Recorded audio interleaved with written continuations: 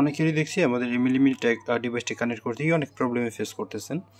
So আমাদের যখন এই মিলিমি ট্যাগটিতে আপনি কানেক্ট করতে সমস্যা হবে, তখন যেটি করবেন সেটি হচ্ছে প্রথমে এটাকে চাপ দিয়ে অফ করে রাখবেন। আপনি চাপ দেওয়ার পরে দুইটা শব্দ হবে, শব্দ হয়েছে দুইটা, এখন এটা অফ হয়ে গেছে, ঠিক আছে।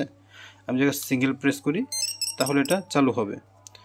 এবার তারপর আমার এখানে কোনো কিছু আসতেছে না, যদি না আসে দ্যাটস মিন হচ্ছে এটা আপনার ফোনে একবার কানেক্ট হওয়ার ট্রাই করছিল বাট কানেক্ট হতে পারে না, এই জন্য এটাকে আবার রিস্টার্ট মেরে আবার ইউজ করলেই কানেক্ট হয়ে যাবে। সো আমি রিস্টার্ট মারার জন্য, তবে একটা জিনিস সবসময় এই খেয়াল রাখবেন, এটা হচ্ছে আপনার ফোনে ব্লুটুথটা এবং লোকেশন দুইটা ডিভাইসই চালু রাখবেন।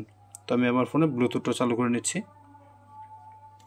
এবার যদি আমি এটাতে একটা না 6টা প্রেস করি ঘন ঘন, তাহলে একটা রিস্টার্টের জন্য একটা শব্দ হবে 1 2 3 4 5 6, দেখো 6টা ক্লিক করার পর একটা শব্দ হয়েছে। এবার আবারও বন্ধ করে ফেলবো। এবার যদি আমি একটা প্রেস করি তাহলে দেখবো আমাকে এখানে একটা নোটিফিকেশন দিবে এটা কানেক্ট করার জন্য। এই দেখুন আমি একটা ক্লিক করার মাত্র আমাকে নোটিফিকেশন দিয়ে দিচ্ছে কানেক্ট করার জন্য। এবার যদি আমি কানেক্টে ক্লিক করি তাহলেই কানেক্ট হয়ে যাবে। সো আশা করি ভিডিওটা অনেকের জন্য হেল্পফুল হবে, যারা অনেকবার কানেক্ট করার ট্রাই করছেন বাট কানেক্ট হয় না।